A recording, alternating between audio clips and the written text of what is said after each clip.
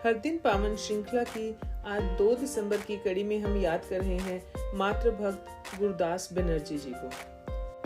इन दिनों प्राय लोग बड़ी डिग्री पाकर या ऊंची कुर्सी पर बैठकर अपने माता पिता की सेवा और सम्मान करना भूल जाते हैं, पर श्री गुरदास बनर्जी ने कोलकाता विश्वविद्यालय के उप कुलपति तथा उच्च न्यायालय के न्यायाधीश होते हुए भी आजीवन अपनी माता की सेवा का व्रत निभाया।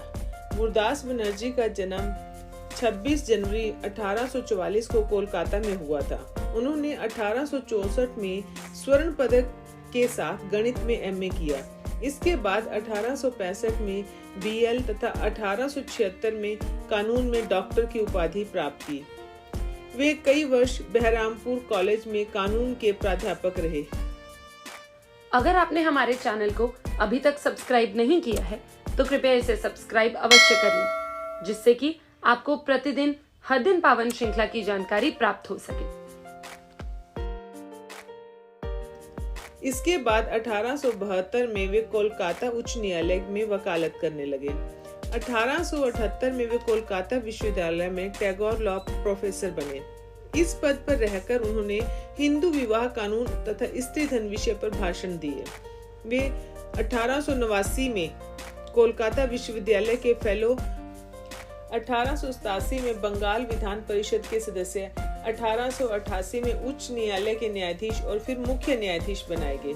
शिक्षा शास्त्री होने के कारण वे 2 वर्ष तक कोलकाता विश्वविद्यालय में उप कुलपति भी रहे। वे इस पद पर बैठने वाले पहले भारतीय थे। 1904 में सरकारी सेवा से अवकाश लेने के बाद उन्हें नाइटहुड सर की उपाधि दी गई। उन्होंने a few thoughts on education नामक महत्वपूर्ण पुस्तक लिखी, जिसमें उनके शिक्षा में सुधार संबंधी विचार तथा अनुभव संग्रहित हैं। उनकी धर्म कर्म में भी बहुत रुचि थे। वे स्वयं को गर्वपूर्वक कट्टर सनातनी कहते थे।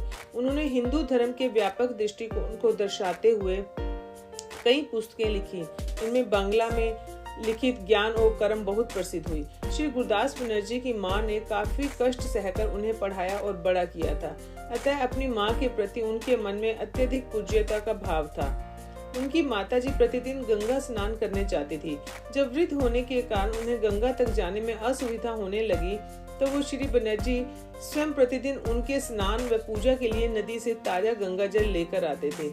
उन दिनों बंगाल में श्री ईश्वर चंद्र विद्यासागर एक समाज सुधारक के नाते प्रसिद्ध थे। उन्होंने बाल विधवाओं के पुनर्विवाह के लिए बहुत प्रयास किए, अतः समाज में रूढ़िवादी लोग उनका विरोध करते थे। उन्होंने श्री विद्यासागर को समाज बहिष्कृत कर रखा था। यद्यपि श्री बनर्जी की मां स्वयं अनेक कर्मकांड और रूढ़ियों का पालन करती थी, पर वे श्री विद्यासागर के इस काम की समर्थक थी। उनकी इच्छा थी कि उनकी अंत्येष्टि में श्री विद्यासागर भी उपस्थित हो। श्री गुरदास बनर्जी ने समाज के भारी विरोध को सहते हुए भी श्री विद्यासागर को बुलाकर अपनी मां की अंतिम इच्छा का सम्मान किया। बचपन में मां की बीमारी में जिस धाय मां ने उन्हें दूध पिलाया था, वह एक बार उनसे मिलने न्यायालय आ गई। जैसे ही श्री बनर्जी ने उन्हें देखा तो कुर्सी से उठकर उनके चरणों में माथा टेककर प्रणाम किया। ऐसे श्रेष्ठ विद्वान, शिक्षा शास्त्री, न्यायविद तथा मातृभक्त श्री गुरदास बनर्जी का 2 दिसंबर 1918 को देहांत हो गया।